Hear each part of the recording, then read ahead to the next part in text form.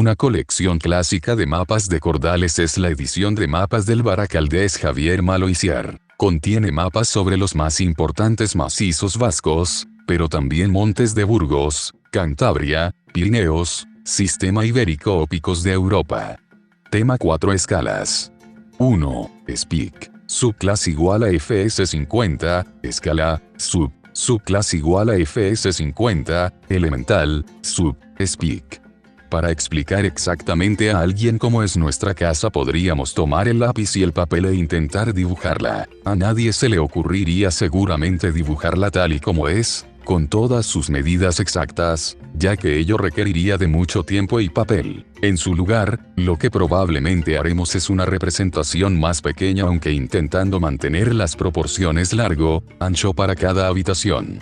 Otra característica que seguramente daremos a nuestro plano es que ofrecerá una vista en planta, es decir, como si un observador sobrevolase la casa desprovista de su techo o tejado. Nuestro plano tendrá 2 dimensiones cuando la casa real posee 3. Hemos eliminado la información correspondiente a la altura porque es la que menos información nos da sobre la casa si suponemos que es suficiente para que quepa una persona erguida y todas las habitaciones son, más o menos, igual de altas. O sea, cabe esperar que sea como cualquier casa estándar.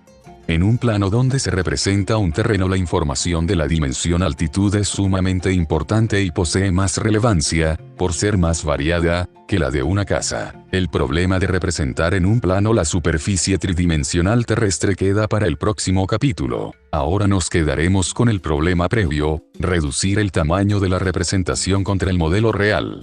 Para trasladar un terreno a un plano deberemos fijar una proporción definida denominada escala. La escala es la relación que existe entre una dimensión medida sobre el plano y la misma dimensión medida sobre el terreno real. La escala se representa por la letra y viene dada por E igual a plano terreno. Normalmente la escala se representa mediante una fracción de este tipo y se suele indicar en los mapas con la notación E igual a plano, terreno. Es muy importante que las dimensiones en el plano y el terreno se expresen en la misma unidad de longitud al definir la escala, centímetros, pulgadas, metros, etc. Por ejemplo, si decidimos que una pared que mida 5 metros en nuestra casa la vamos a dibujar en nuestro plano como una línea de 10 centímetros, la relación de escala que habremos escogido es E igual a 10 centímetros plano, 500 centímetros terreno igual a 1,50 igual a 0,02. La forma normal de representar esta escala es mediante la notación E igual a 1,50, que nos indica que un objeto de una unidad de longitud en el plano, mide en el terreno 50 unidades de esa longitud. Por ejemplo, 1 centímetro en el plano equivale a 50 cm igual a 0 pies 50 metros en el terreno. Número 1. En la figura podemos ver el efecto de una escala 1, 2 sobre un objeto rectangular. Si el objeto mide 50 centímetros de alto en la realidad, en la representación a escala medirá 50 cm/2 igual a 25 centímetros. Si el objeto mide 60 centímetros de largo, en la representación a escala 1, 2 medirá 60 cm/2 igual a 30 centímetros. 2. Escala en los mapas elemental. La escala usada en un mapa depende de su uso, de donde se deriva la exactitud que necesitaremos para determinar las dimensiones en el mismo. Por ejemplo, en un atlas de Europa es fácil encontrar escalas del orden de E igual a 1 millón. Donde 1 centímetro plano igual a 1.000.000 centímetros igual a 10.000 metros igual a 10 kilómetros de terreno. Para un mapa de carreteras de la península, dividido en varias hojas, se usan escalas del orden de E igual a 350.000. Donde 1 centímetro de plano igual a 350.000 centímetros igual a 3.500 metros igual a 3 pies 5 kilómetros de terreno. Mapa de carreteras. Un mapa provincial detallado usaría una escala de 1, 200.000 o 1, 100.000, por ejemplo, según el tamaño de la provincia o del tamaño que se desee para el mapa. 1 centímetro del plano igual a 100.000 centímetros igual a 1.000 metros igual a 1 kilómetro de terreno. Mapa provincial.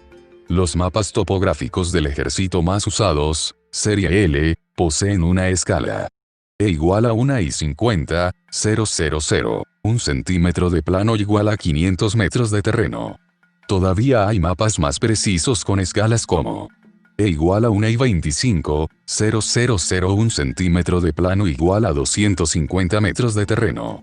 O incluso mayores, como los usados por los ayuntamientos para sus obras civiles, 1 y 10,0001, 5000, 1000. Para fines montañeros usaremos mapas de escala E igual a 1 y 50,000. Estos serán suficientes en la mayor parte de los casos, pero también se puede recurrir a otros de mayor escala, como 1 y 25,000.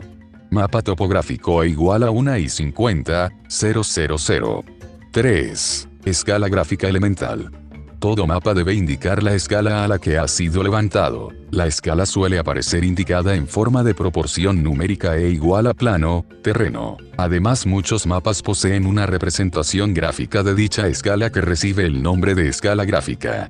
El uso de la escala gráfica es bastante simple. Basta con tomar una distancia en el mapa con ayuda de un compás, en el mejor de los casos, o con un hilo, por ejemplo, y llevarla a la escala gráfica para conocer la distancia real en el terreno. La escala gráfica suele disponer de una porción a la izquierda que permite medir aún con más precisión. Esta porción suele llamarse escala ampliada.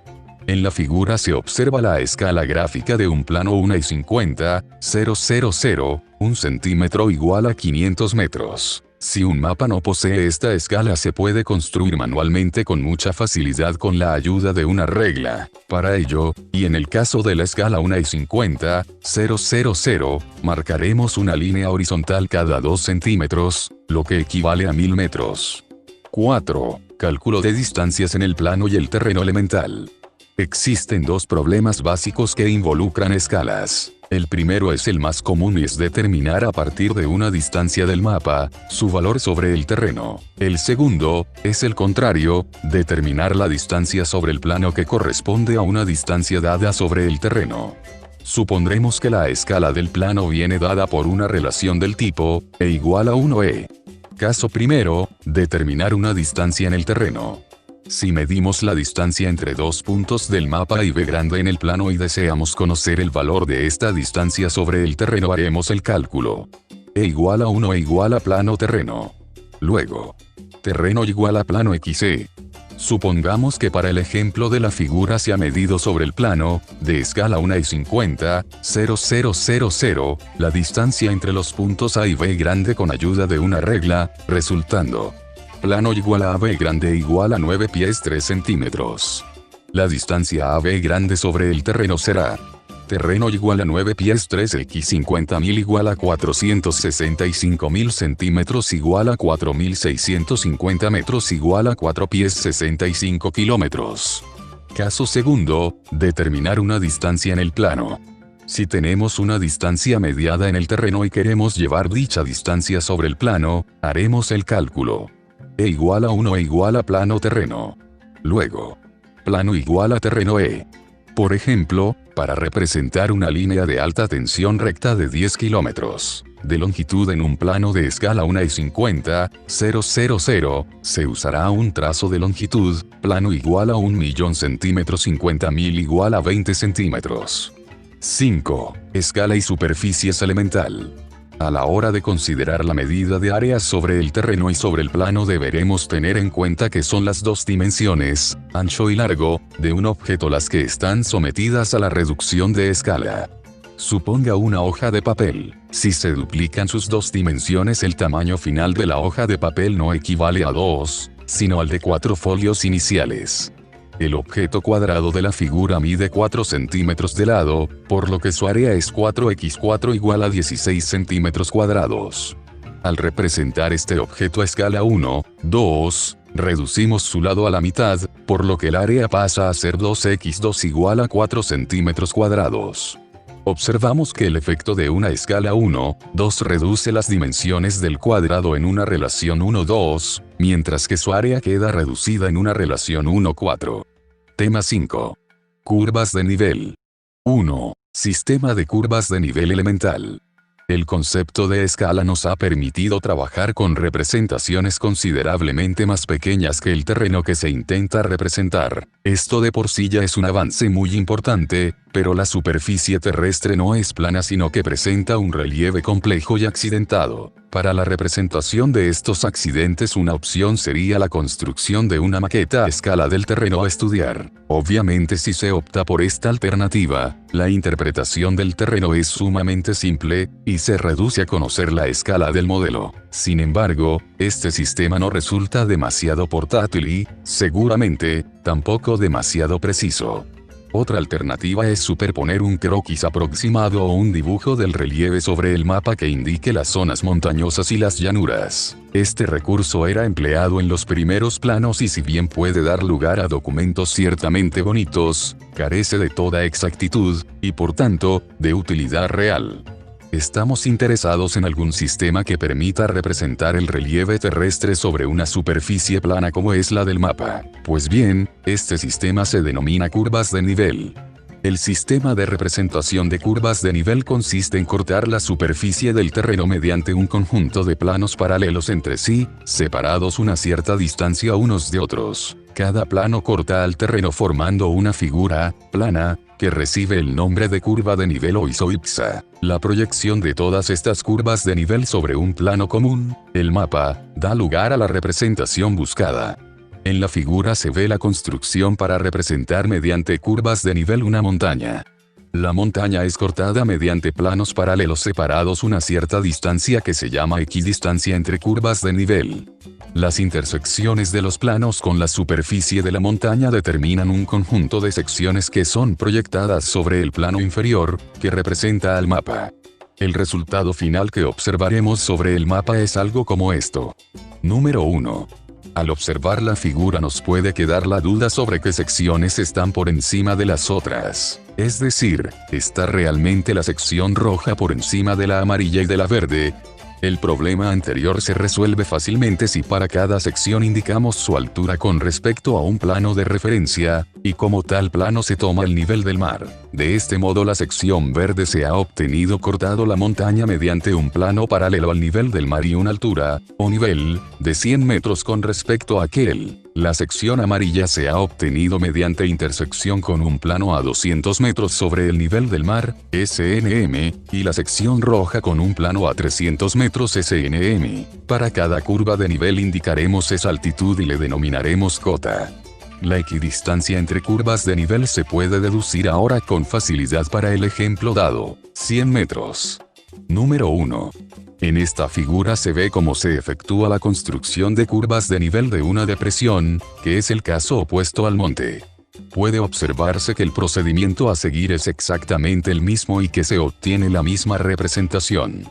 Número 1. Sin embargo, la acotación de las curvas de nivel no dejan lugar a dudas. Podemos observar que las curvas de mayor cota encierran a las curvas de cota menor, señal inequívoca de una depresión en el terreno. En un monte ocurre justo lo contrario, las curvas de nivel de menor cota encierran a las de cota mayor. 2. Curvas de nivel elemental. Las curvas de nivel, según se ha visto, son las secciones obtenidas al cortar el terreno mediante una serie de planos imaginarios paralelos separados a una distancia determinada unos de otros. Las curvas de nivel verifican las siguientes leyes: palo de diamantes, las curvas de nivel nunca se cortan ni se cruzan. Palo de diamantes, las curvas de nivel se acumulan en las laderas más abruptas y están más espaciadas en las laderas más suaves. Palo de diamantes, la línea de máxima pendiente entre dos curvas de nivel es aquella que las une mediante la distancia más corta. En la figura tenemos dos itinerarios para alcanzar una cumbre desde dos puntos A y B grande. Desde el punto A el itinerario, rojo, es más largo que desde el punto B grande, recorrido azul. Sin embargo, el itinerario azul es mucho más duro ya que las curvas de nivel se hallan más apretadas o, si se prefiere, el camino atraviesa las curvas de nivel en menos espacio. 3. Equidistancia entre curvas de nivel elemental. La distancia entre los diversos planos imaginarios que cortan el terreno es siempre la misma para un mapa dado y se llama equidistancia entre curvas de nivel. En el plano anterior la equidistancia entre curvas de nivel es de 25 metros. Obsérvese que se usan dos colores para poder contar mejor las curvas de nivel. Así las líneas más oscuras aparecen cada 50 metros, y entre dos de ellas consecutivas aparece una línea más clara. En cualquier caso, entre dos curvas de nivel tendremos una diferencia de altitud de 25 metros. A las líneas más oscuras se les suele llamar curvas de nivel maestras. En el plano de la figura anterior tenemos un mapa con equidistancia entre curvas de nivel de 20 metros. Las curvas maestras aparecen en tono oscuro cada 100 metros. Entre dos curvas maestras consecutivas tenemos otras 4 curvas de nivel en tono más claro. Entre dos curvas cualesquiera existe una diferencia de nivel, cota, de 20 metros, equidistancia entre curvas de nivel.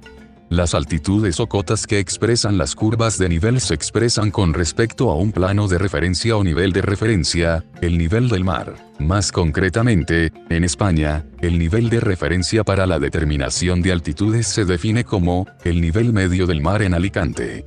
En zonas muy regulares suelen aparecer curvas de nivel auxiliares que se distinguen por tener un trazo discontinuo y aparecer entre dos curvas de nivel consecutivas. En planos de equidistancia 20 metros estas curvas de nivel se sitúan a 10 metros por encima y por debajo de las otras dos citadas. De este modo se consigue una mayor apreciación de la topografía en zonas llanas. 4. Cota de un punto elemental. Cada punto de un mapa se sitúa a una altitud definida que se viene a denominar cota. La cota de un punto es la longitud vertical que lo separa del plano de comparación, nivel medio del mar en Alicante. En vista al plano anterior podemos ver que la cota del punto A es 400 metros pues se sitúa sobre la curva maestra de 400 metros. La cota del punto B grande es 480 metros, pues se halla a 4 curvas de nivel por encima de la curva maestra de 400 metros, 400 más 4x20 igual a 480 metros. También se puede determinar su cota observando que está en la curva de nivel anterior a la curva maestra de 500 metros, 520 igual a 480 metros. El punto C se encuentra entre las curvas de nivel 500 y 520 metros. Su cota estará pues comprendida entre estos dos valores pero no lo podemos saber con certeza. En tales casos se puede tomar como valor aproximado el valor medio, 510 metros. Finalmente la cota del punto D es 560 metros, 500 más 3x20 igual a 560 metros. El plano de referencia para la medida de altitudes es, en España, el nivel medio del mar en Alicante. A este plano se le da la cota 0 metros.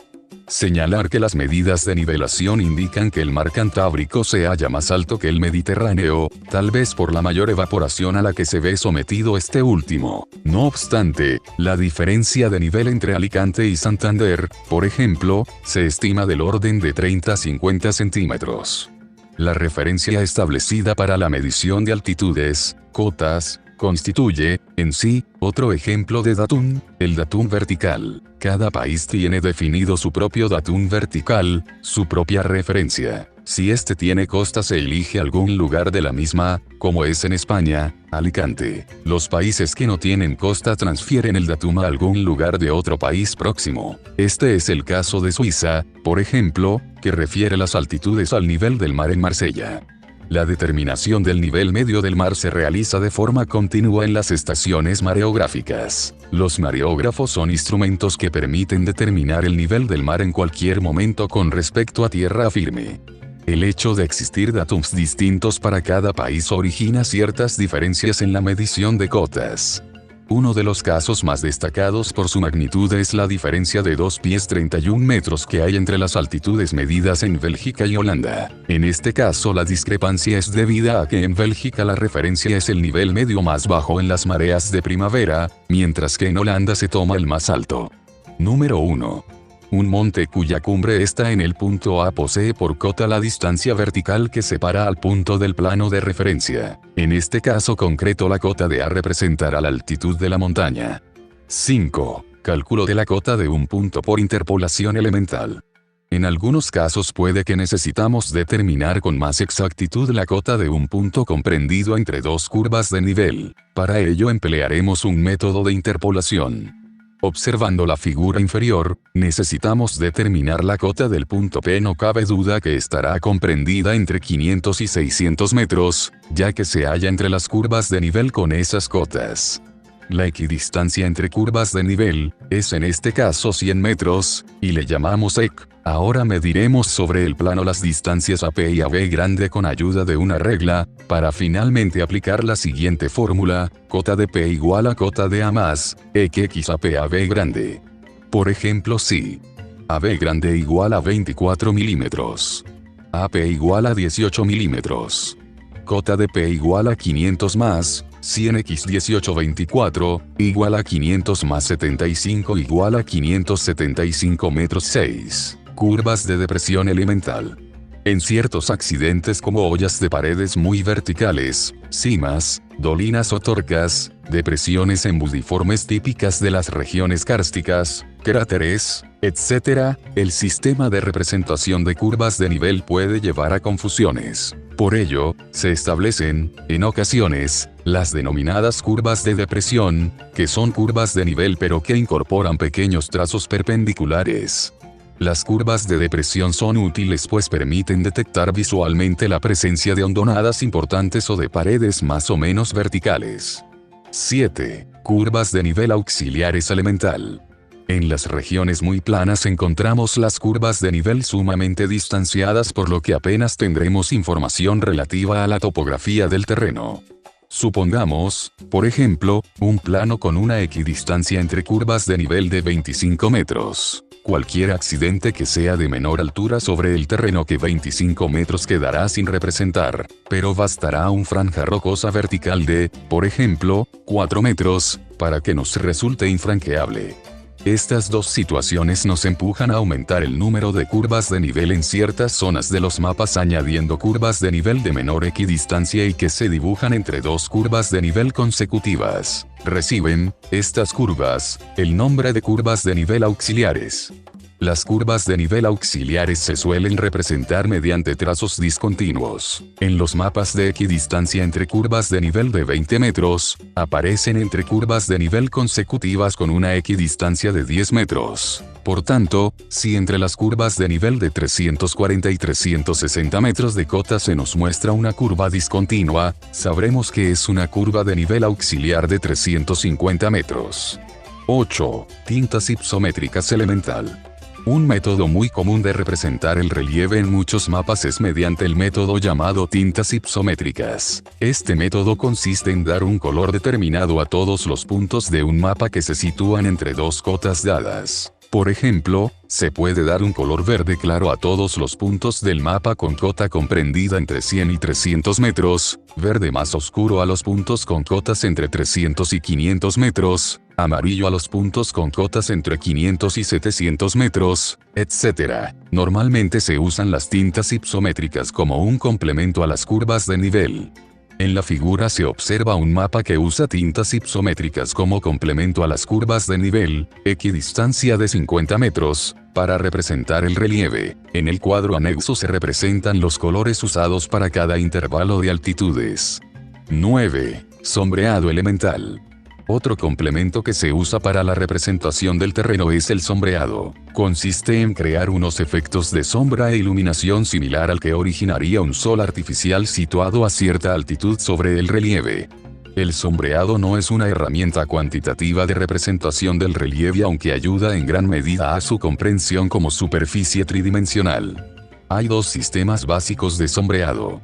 Como palo de diamantes, sombreado dependiente, se basa en la cantidad de luz que reciben las superficies en función de su pendiente cuando son iluminadas con un foco de luz situado en la vertical, cenit. Las superficies planas se muestran más claras, pero a medida que ganan inclinación se hacen más oscuras. Luz. Claro. Menos claro. Casi. Oscuro. Oscuro. Como palo de diamantes, sombreado oblicuo, es el que se forma cuando un objeto es iluminado mediante un foco de luz situado de forma oblicua con respecto al objeto. Luz. Sombra. El sombreado oblicuo es el más utilizado por ser su interpretación más sencilla. Para utilizarlo hay que empezar por definir la posición del foco de luz imaginario o sol artificial. De forma estándar se suele situar en el ángulo superior izquierdo del mapa, al NW, y a una elevación virtual de 45° sobre el horizonte, plano del papel. Por cierto que el sol nunca alcanza tal posición en el cielo. No obstante, también se han realizado cartografías con sombreados que sitúan el foco luminoso en otros lugares, como el sur. Asimismo, en terrenos más planos resulta más adecuado situar la fuente de luz más baja en el horizonte, plano del papel, por ejemplo, a 30 o 20 en lugar de a 45. También hay planos que hacen combinación entre los dos tipos de sombreados, usando tonos distintos para cada uno de ellos, con objeto de intentar aproximarnos aún más a la realidad del terreno. Normalmente en los mejores mapas se combina el sombreado con las tintas ipsométricas como herramientas accesorias para la comprensión del relieve. 10. Profundidad de las costas, isóbatas, elemental. Los mapas que tienen alguna porción de costa suministran también la profundidad de las mismas. Para ello se unen los puntos de la misma profundidad formando unas curvas análogas a las curvas de nivel pero que ahora reciben el nombre de isóbatas. Como complemento a estas líneas se suelen pintar con tintas en diferentes tonos de azul, de claro a oscuro, las regiones comprendidas entre dos isóbatas consecutivas. Estas representaciones pueden ser realmente útiles para la navegación marítima. Sin embargo, los navegantes preferirán, sin lugar a dudas, mapas específicos para tal fin, y a tal efecto existen las llamadas cartas de navegación. 11. Prominencia topogeográfica elemental. La altitud de una montaña se define como la cota correspondiente a su punto más elevado. Se mide en metros aunque en los países de habla inglesa se expresa en pies, un pie igual a 0 pies 3044 metros.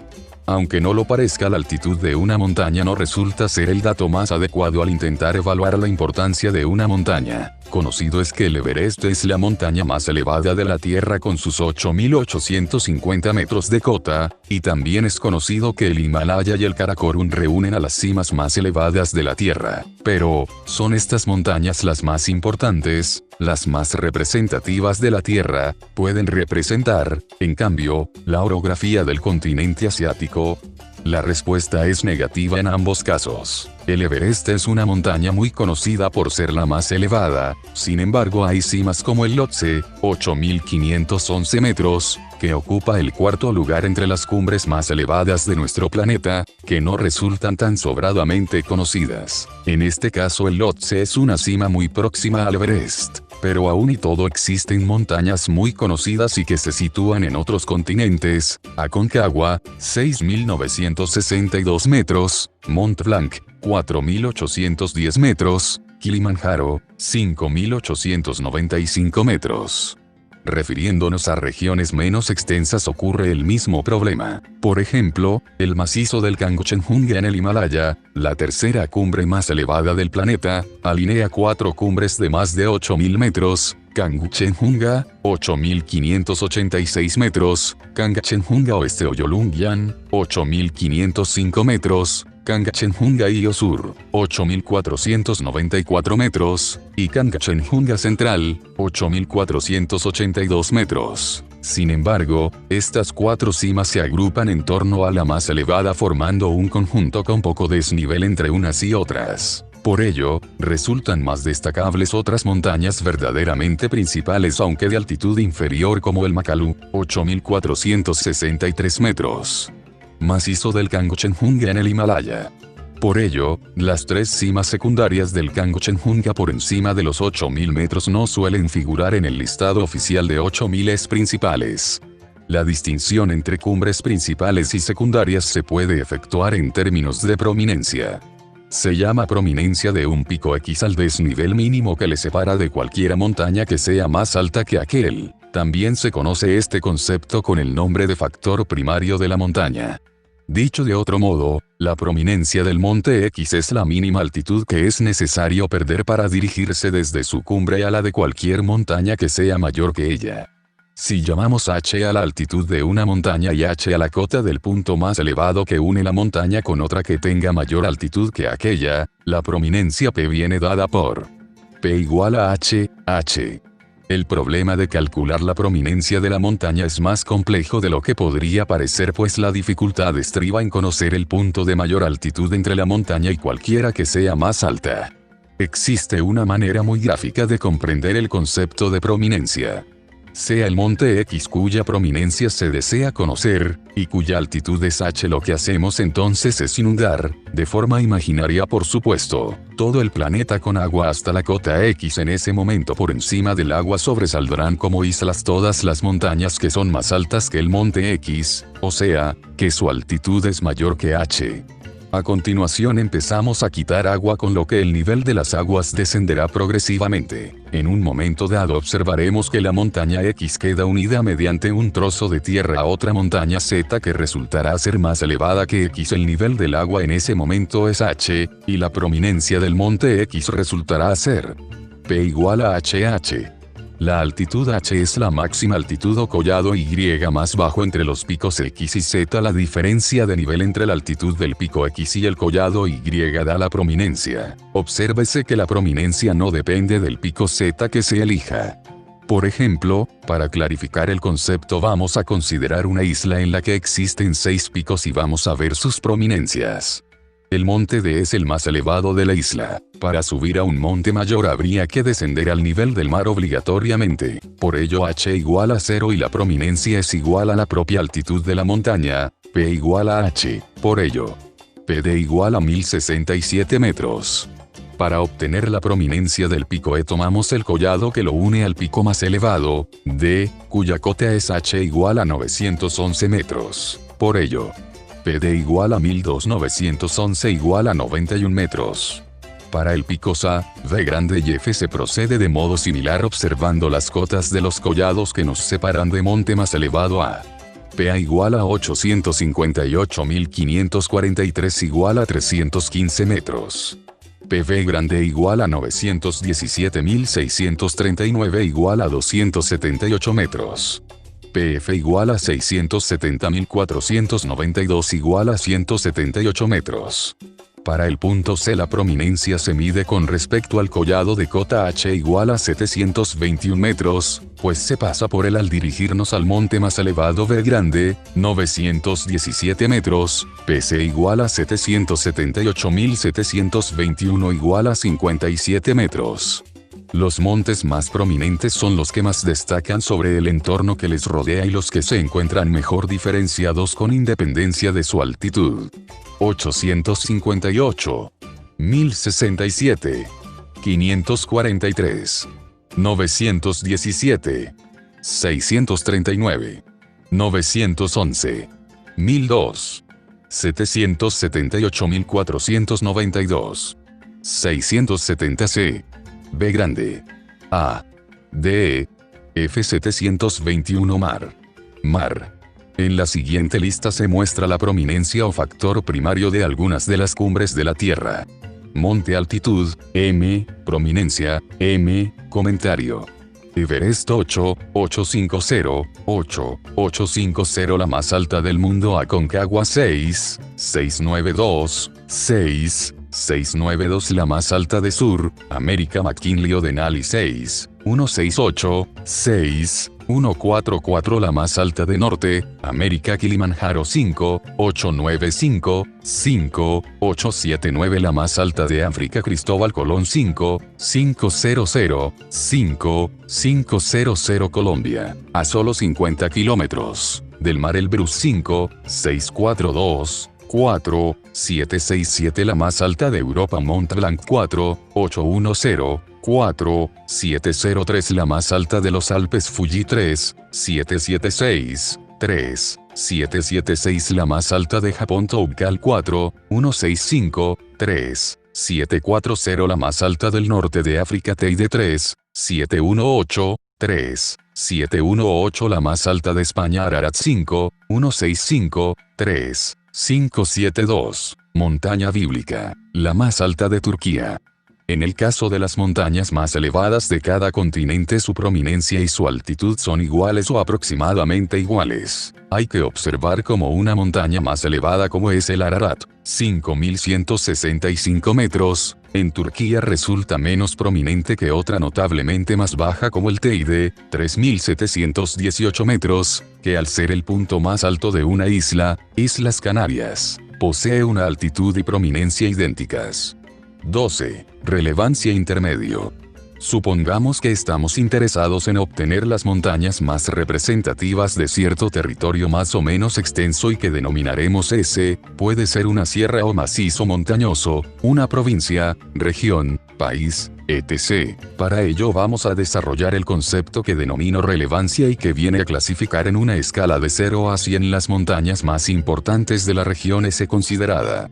En un primer intento podríamos tomar las montañas más elevadas del territorio S. En el mismo habrá una montaña que es más alta que todas las demás y cuya altitud denominaremos Hmax. A la altitud mínima del territorio S le llamaremos Hmin. Con objeto de obtener una ordenación de los montes en una escala de 0 a 1, definimos la dominancia altimétrica de un monte de altitud H como D igual a min max, min, HH, HH. Sea en un territorio S donde la montaña más elevada es Z y su altitud es Hmax igual a 2000 metros, mientras que la altitud mínima es Hmin igual a 500 metros. La dominancia de cualquier pico X de altitud H vendrá dada por D igual a 500,20,00, 500. Speak, H, subclass igual a FS50, igual a, sub más de 1500 horas. De este modo al monte Z, que es el más elevado, H igual a 2000 metros, y le corresponde D igual a 1, Speak. Para un monte de altitud H igual a 1000 metros, D igual a 0 pies 6667. Sin embargo, después de haber estudiado la cuestión de la prominencia sabemos que los montes de mayor dominancia altimétrica, pese a ser los más elevados no son los más relevantes. Por ello, definimos la dominancia prominencial como una manera de clasificar en una escala de 0, 1 los montes de acuerdo a su prominencia. Si llamamos P a la prominencia prominencial podríamos expresar de forma análoga. P igual a max min, pp, donde Pmax es la prominencia máxima para el territorio, es decir, la prominencia del monte más prominente, y Pmin es la prominencial mínima que sería la correspondiente a una superficie plana perfectamente horizontal para la que Pmin igual a 0, por lo que P igual a Pmax. P. Expresión que da la dominancia prominencial de cada montaña de prominencia igual a P del territorio. Buscamos los montes que siendo lo más altos posibles, posean la máxima prominencia, lo que equivale a decir que el producto de sus dominancias tenga el valor mayor, de P, que siempre será un valor menor o igual que la unidad, de P, igual a 1. Con objeto de obtener valores más elevados efectuamos la raíz cuadrada, pues, si U, igual a 1, entonces U, igual a U. Por lo que la relevancia de un monte de altitud H y prominencia P en un territorio S de altitud máxima Hmax, altitud mínima Hmin y prominencia máxima Pmax es R igual a dP igual a max, punto medio, max min, P, HH, HH. Fórmula que propongo para obtener los montes más relevantes de una región. Hay que subrayar que la relevancia de un monte depende de la región elegida, no es un valor absoluto como la altitud o su prominencia. Tema 6. Formas del terreno. 1. Forma simples elemental. Toda la información sobre el relieve que ofrece un mapa reside en el sistema de representación que llamamos curvas de nivel, por lo que resulta imprescindible familiarizarse con el mismo con objeto de poder interpretar correctamente los diferentes accidentes del terreno. Existen unas formas del terreno que se consideran elementales y que, por ello, reciben la denominación de formas simples, los salientes y los entrantes. La verdad es que estas formaciones rara vez aparecen en su estado más simple, pero su combinación da lugar a otras formas más complejas que sí que aparecen con profusión en los mapas. También hay que indicar que un saliente es la forma opuesta a un entrante. Aún y todo cabría añadir una forma aún más elemental que estas cuatro, que es la llanura o meseta, cuya idea sería la superficie de una mesa. La ausencia de relieve que expresa una llanura no tiene representación en el sistema de curvas de nivel, pues todo el terreno se coloca a un único y mismo nivel. 2. Salientes y divisorias de aguas elemental. Los salientes son formas simples del terreno que presenta convexidad para el observador. Se caracterizan porque las curvas de menor cota envuelven a las de cota mayor.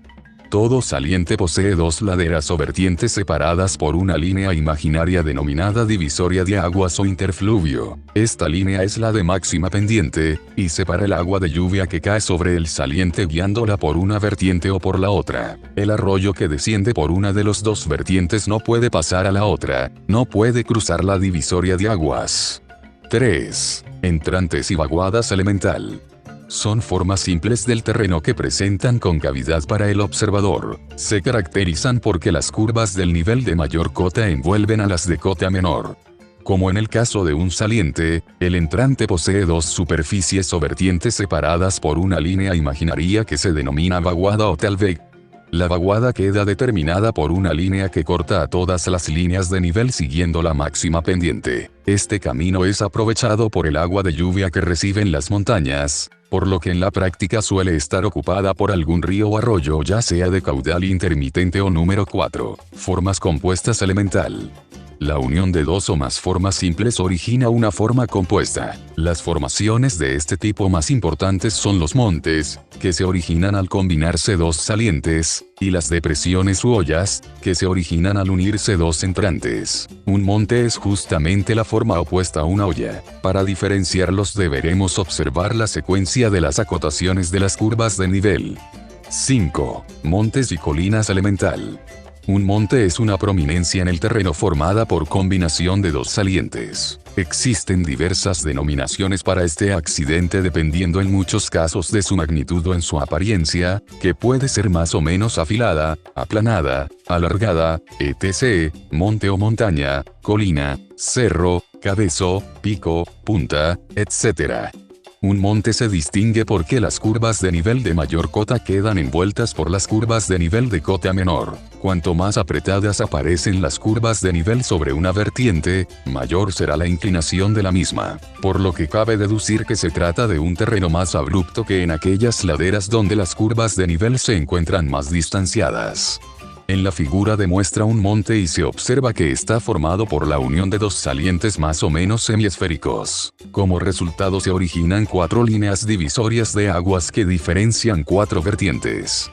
El punto más elevado del monte se llama cumbre o cima. Los mapas suelen dar la altitud o cota de las cumbres, en este caso es de 522 metros. 6. Collados y puertos elemental. Si en lugar de unir dos salientes como en el caso anterior, lo hacemos por sus vértices, se obtiene la forma compuesta que se ve en la figura. Dos entrantes A y B grandes se han unido por sus vértices originando dos nuevos salientes, C y D, son sus correspondientes vaguadas. La zona de unión de los dos salientes es P, y se denomina puerto, portillo o collado. Un puerto o collado es el punto más bajo entre dos cumbres consecutivas. Estos lugares son aprovechados para pasar por ellos caminos y carreteras con objeto de atravesar las cordilleras montañosas. Este hecho es el que usamos vulgarmente para relacionar un puerto con un alto en una carretera de montaña. Un collado delimitado por paredes más o menos verticales sobre una cresta o arista rocosa recibe el nombre de brecha. Las marcadas líneas que dan a parar a algunas brechas se denominan canales o corredores, y por ellas suelen discurrir itinerarios de alta montaña como paso estratégico para alcanzar las cumbres más abruptas. Las canales se suelen hallar definidas por espolones rocosos más o menos continuos. En su seno podemos encontrar pendientes cubiertas por derrubios, piedras sueltas, llamadas pedreras, pedrizas o canchales, o por empinadas laderas herbosas. En invierno su ascenso puede requerir equipamiento de alta montaña, en particular piolet y crampones, pues se forma con facilidad hielo sobre ellas. Al ser lugares que reciben poco el sol, la nieve acumulada puede persistir durante el verano, formando neveros. A veces las canales se estrangulan de forma significativa en varios puntos de la misma, especialmente en la salida a la arista cimera. Estas estrangulaciones se suelen conocer con el nombre de chimeneas, que pueden ser más o menos verticales, por lo que superarlas pueden llegar a requerir técnicas y equipo de escalada. 7. Ollas y depresiones elemental. La unión de dos entrantes da lugar a una forma del terreno compuesta denominada olla o depresión. La imagen que debemos tener en la cabeza para interpretar esta formación es la de un embudo o una copa de champán. Una olla se distingue porque las curvas de nivel de mayor cota envuelven a las de cota menor. Esto diferencia este accidente del terreno de un monte. Para que la interpretación sea correcta necesitaremos fijarnos en la secuencia de acotación de las curvas de nivel.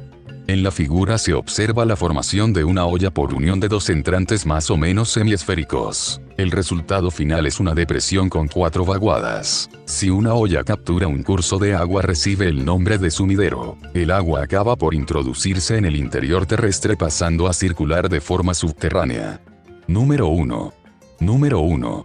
En los terrenos calizos se suelen formar ollas más o menos grandes por hundimiento del terreno que ha sido erosionado por el agua de lluvia. Reciben el nombre de torcas o dolinas este tipo de accidentes. Algunas dolinas son más bien redondeadas, pero otras pueden ser mucho más abruptas y estar delimitadas por paredes verticales. Cuando una dolina atrapa un curso de agua recibe el nombre de sumidero, y cuando su fondo presenta una caída vertical recibe la denominación de cima. 8. Barrancos y desfiladeros elemental. Los cursos de agua originan barrancos sobre la superficie terrestre. Estos no son otra cosa que entrantes por cuya vaguada circula una corriente de agua como un arroyo o un río. Cuando estos barrancos se estrechan de manera importante, el accidente se suele denominar desfiladero, cañón 2. En ellos el curso de agua circula encajonado entre paredes más o menos verticales. En el mapa se presentan varios cursos de agua en torno al Monte Berretín, 1226 metros. Se han marcado las líneas divisorias de aguas más destacables. Cada arroyo discurre por el fondo de un barranco siguiendo el camino de su vaguada. 9. Crestas y cordales elemental. La línea imaginaria que une las cumbres consecutivas de una sierra o cordillera se denomina cresta o cordal. Los puntos más bajos entre las cumbres de la cresta son los puertos o collados. Cuando una cresta es especialmente aguda y abrupta recibe el nombre de arista. Las cumbres de una arista suelen ser igualmente abruptas recibiendo el nombre de agujas, gendarmes o pitones, según, muchas veces, la propia apariencia que presentan ante el observador. Los collados que dejan entre sí estas cimas suelen ser estrechos y abruptos, y muchas veces se denominan brechas. 10. Relieve glaciar elemental. En las montañas más elevadas los valles han sido labrados por la acción de los glaciares que modelaron el relieve de las cordilleras montañosas durante el Cuaternario. Los valles glaciares poseen una marcada forma de U, mientras que los debidos a la erosión fluvial marcan una forma de B chica. En un glaciar el movimiento del hielo erosiona el fondo sobre el que se asienta, lo estría y desgarra depositando los materiales no solo en la base del mismo, sino también en sus lados y frente a su lengua. Estos depósitos reciben el nombre de morrenas. Se habla de la morrena frontal, morrenas laterales y de la morrena de fondo. En la superficie del glaciar, como resultado de las tensiones se abren profundas grietas que constituyen auténticas trampas para los alpinistas que progresan por ellas sin las medidas de seguridad oportunas. La separación entre la masa de hielo y los rebordes del valle suele ser, también, muy delicada al encontrarse una grieta también muy profunda denominada rimalla. El resultado final de la erosión glaciar es un valle de forma más o menos semicircular denominada circo. Las cumbres que lo dominan suelen ser muy abruptas, Pirineos, Gredos, Alpes, aunque si la erosión ha sido importante las formas son mucho más suaves, Sistema ibérico. Actualmente los sedimentos del glaciar pueden interponer cierta dificultad a desaguar sus cuencas, lo que ha dado lugar a la formación de lagunas glaciares que en el Pirineo occidental reciben el nombre de ibones. 11. Relieve kárstico elemental. El relieve kárstico o karst es el formado por el agua de lluvia sobre los terrenos calizos. La roca caliza es abundante en muchos macizos montañosos. En el caso de la península ibérica encontramos grandes karst en el Pirineo occidental y cordillera cantábrica. La roca caliza está formada por carbonato de calcio, KCO3, que no es soluble en agua. Sin embargo, basta con que el agua de lluvia tenga en disolución cierta cantidad de anhídrido carbónico, CO2, para que esta situación cambie, pues el carbonato de calcio se transforma en bicarbonato de acuerdo con la reacción química. KCO3 más CO2 más H2O igual a K, HCO3, 2. Que sí que es soluble agua. El resultado es que al agua rica en anhídrido carbónico atacará la roca caliza, tanto en la superficie como en el interior terrestre. En el interior terrestre se forman galerías y cuevas que permiten el transporte del agua subterránea, de tal manera que podemos imaginar el interior de los macizos kársticos como gigantescos quesos de Gruyere. Como consecuencia de esto, la superficie se hunde y se forman ollas circulares o elípticas denominadas torcas o dolinas. Estas pueden tener diámetros desde un par de metros hasta centenares de ellos. El fondo de algunas dolinas puede romperse y las ponen en comunicación con galerías subterráneas. Se forman, de este modo, simas. Algunas de ellas pueden llegar a capturar los escasos cursos de aguas que discurren por el karst. Se trata de sumideros que se encargan de sumir los arroyos en el interior terrestre. Evidentemente que el agua capturada por el macizo debe volver a brotar en algún sitio. Esto ocurre en surgencias y manantiales situados en la base del macizo montañoso. Sobre la superficie del terreno se observan otras manifestaciones además de las dolinas, sumideros y simas, como es el caso de los lapiaces. Los lapiaces son extensiones más o menos grandes donde aflora la roca caliza en forma de irregulares bloques, a menudo afilados como cuchillos, horadados y fracturados. En Cantabria y Asturias se les conoce con el nombre de garmas. El avance por este tipo de terrenos debería evitarse, pero si esto no es posible, la travesía por ellos es lenta, penosa e incluso peligrosa.